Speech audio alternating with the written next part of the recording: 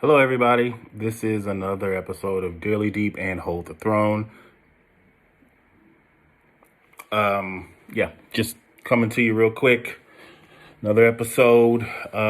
Things we're going to talk about today. These amazing headphones, these Apple AirPod Max headphones. I would just like to say they are absolutely amazing. I don't even understand. Like, I'm not even lying. Like, I don't understand how they can make something like this. I'll tell you real quick. Watching TV, it literally seems like you're watching, like you're sitting right in front of the speaker. I don't even know how to explain it, but you don't hear it like it's coming from headphones.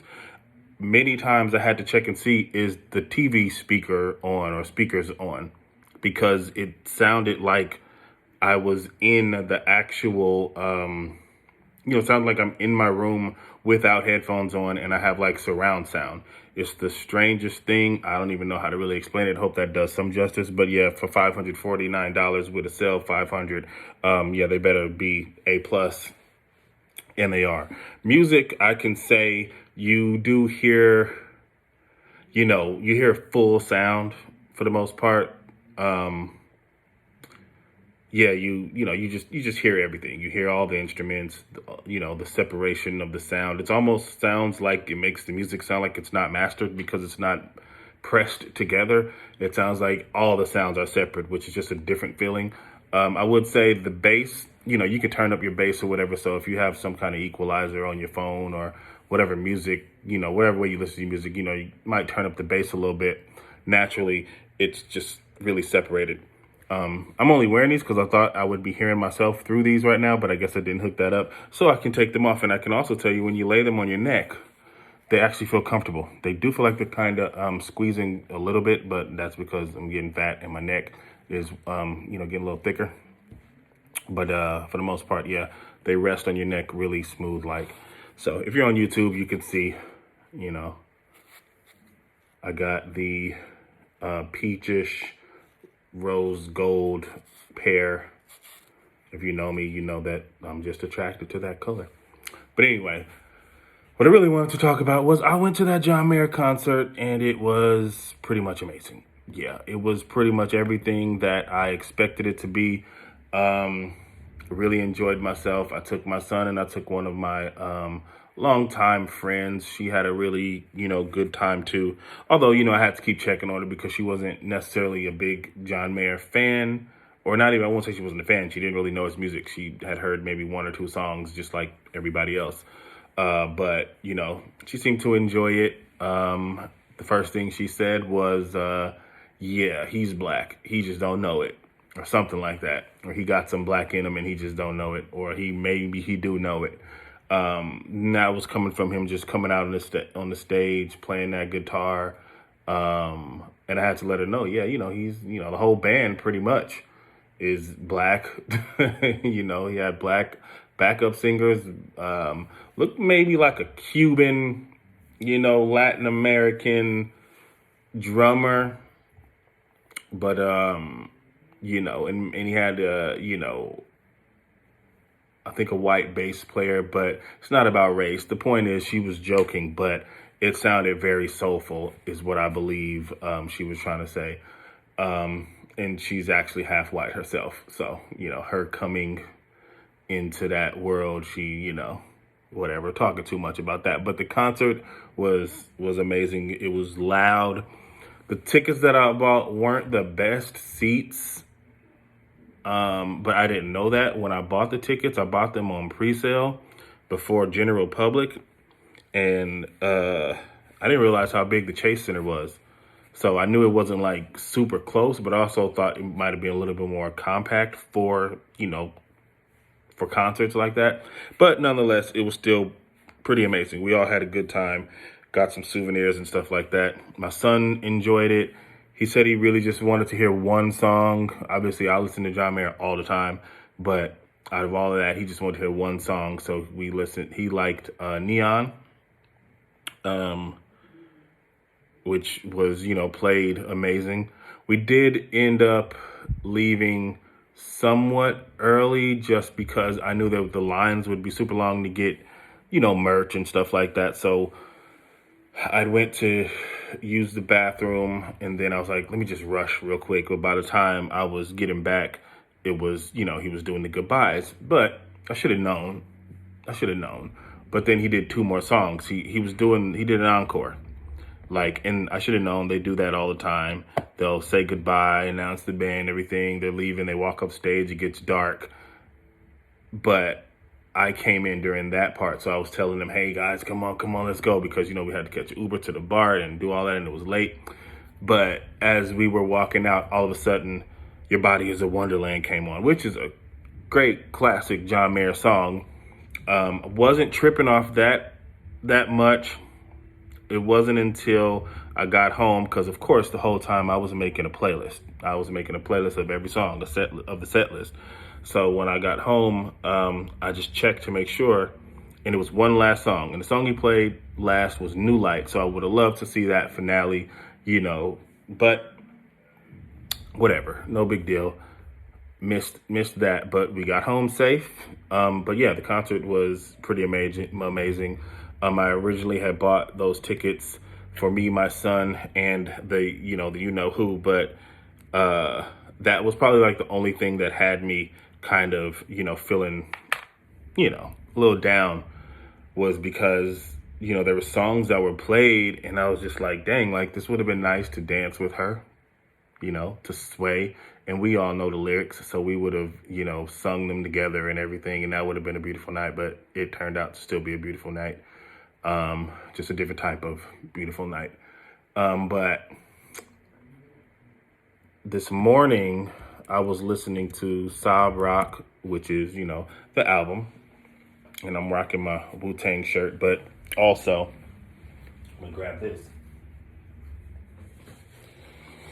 My hat for you YouTubers that's watching me on YouTube, my Sabrak hat. But anyway, yeah, so I was listening to Sabrak while I was going to get some nice McDonald's earlier. Shout out to McDonald's. I hope they got a diss track coming back for Pusha, because whatever their beef is, who eats Arby's? Come on now. Arby's versus McDonald's. I don't even know what that's about. People are silly nowadays. Anyway, there's a song called Shouldn't Matter, But It Does. And I'm not going to go too much over it, but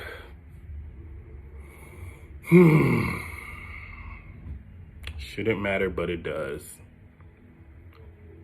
It's just wild how, I've listened to this song when the album was new, but it didn't really have, I didn't identify with it when it came out. And now it sucks that I do identify with it. I can say that. Then there's another song, Shot in the Dark. And these are just, recommendations for y'all, to listen to if you want to, see how I'm feeling. So that's not what this episode was going to be about, but, Shot in the Dark is basically, about kind of like taking your shot at, at a person that you want to be with or whatever. But, of course he gets a little sentimental and, it's like, touching words. And then is like he says, if you thought you met your Casanova and he left you with a broken heart, remember it's done and over. It was only just a shot in the dark. So that's to you. Moving right along. And then we have Wild Blue. Now this is my quick music. Wild Blue is an amazing song that, again, it's just a nice, groovy, jazzy, bluesy type bop, bop, bop, bop song. He says a line in this one, I found myself when I lost you. I guess I'm still working on that because I don't think I was lost. I don't think I was lost in that sense.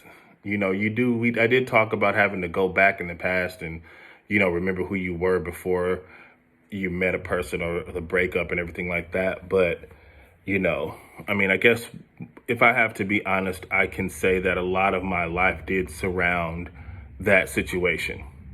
You know, it's like you have your normal everyday life, but the things that, become that stand out or just really important to you, could be, your relationship. That's what you're working on. That's ongoing. It's not like situation by situation in that sense. It's like as a whole, the relationship is what you're working on. And I was definitely focused on that for a really long time. So anyway, that's my John Mayer section of the podcast. So what I really want to talk about is why are there so many single people? That's my first question. Why are there so many single people? And I'm not messing with the dating sites no more because they're trash. 100%. It's not even about getting matches. I get matches, not as many as I think I should be getting, but that's also because I don't really tripping off the picture like that. It might be a basic picture. They might think it's not all of that. Or, I'm not going in on the bio or anything like that. I'm just, posting whatever pictures I'd already had in my phone kind of thing and saying, boom, there you go. But it's not even about that. It's just, I just can't get the feeling still. But anyway, the point is you swipe and you swipe and you swipe and there's so many single people. Obviously I'm swiping on women, but I'm thinking of as a whole, why are there so many people looking for a relationship and love when there's so many people that also have relationships and love? Pretty much, if I look around, everybody that I know is pretty much in a relationship except for me. I don't know anybody that's single. Well, not a lot of people. Obviously, my friend that I went to the concert with is single, but I don't know for how long. And yeah, I'm just we're talking people my age and up, but also younger women. So I'm if there's a 35 plus woman, and sometimes they have kids, sometimes they don't, or is a 45, 50-year-old woman still trying to find a relationship. I don't mean to get on nobody because obviously I'm single too, but it's just why? It's it feels like these are people who wanted a relationship so bad that it just didn't work out. And that's me as well. I feel again, I wanted a relationship so bad with one person that I did everything that I could possibly do, everything in my power over the years. And it just didn't work out. It makes me feel well, maybe I should have been looking for somebody else. Maybe I should have ended it way back then. It definitely feels like a waste of time when it comes down to this. As much as I learned from my relationship and learned from her in general, you get into a relationship to grow with somebody. I never was in a relationship, or I never fought so hard for her for play. It wasn't play for me. From the moment we fell in love back in 2010, I was in it for seriousness. I was trying to take it slow and I didn't really have all of my stuff going on. But if I did, I would have tried to marry her in 2011, maybe 2010. So I was always in this for, the long haul. And I didn't let it go the way most people let it go. I let it go on for a really, really, really long time. And even when it was quote unquote over, it came back and it continued. And now I am in a place where it's it was so much put into that relationship. I invested so much of myself and time into that relationship that it's like getting a loss. It's really taking an L. It's really a loss. I didn't get anything from it at the end of the day. You know what I'm saying? And I don't mean that to sound harsh or mean, but again, having fun, definitely had fun. Having a beautiful woman by my side, definitely had that. Did she teach me a lot? Definitely. But it's supposed to be ongoing. When you're in a situation like I was in, it was not supposed to end. Not in the, theoretical, philosophical, magical, mythical, tristical, trickical way, but the bond and the love that we did have for each other and the things that we did together, the things we talked about, the things we said to each other, this is not the type of relationship that's supposed to end. All relationships have up and downs, and they can be this and that or whatever. But the way we were, and obviously she would probably disagree, but the way we were, it wasn't supposed to end. It was supposed to grow. And that's what bothers me so much right now is there's nothing left except for memories. And that hurts because you want to go back and just grab all the memories and bring them to the forefront and say, okay, now let's continue. But you can't do that. So, me being single for me is like, if anybody asks why I'm single, the only real answer that I can say is because I wasted 12 years of my life. That's why I'm single. It's not, anything deeper than that. Like, you want it to be deep because it may sound better being deep, but the truth is I wasted 12 years of my life. Like, and when I say wasted, what I mean again is I put so much into it to get nothing out of it. Like, nothing. Like, I'm left alone in my room doing a podcast talking about what I don't have anymore. You see what I'm saying? Like, and yes, I went over the fact that, you might learn from a person that might teach you things. There might be even some growth, but now there's nothing.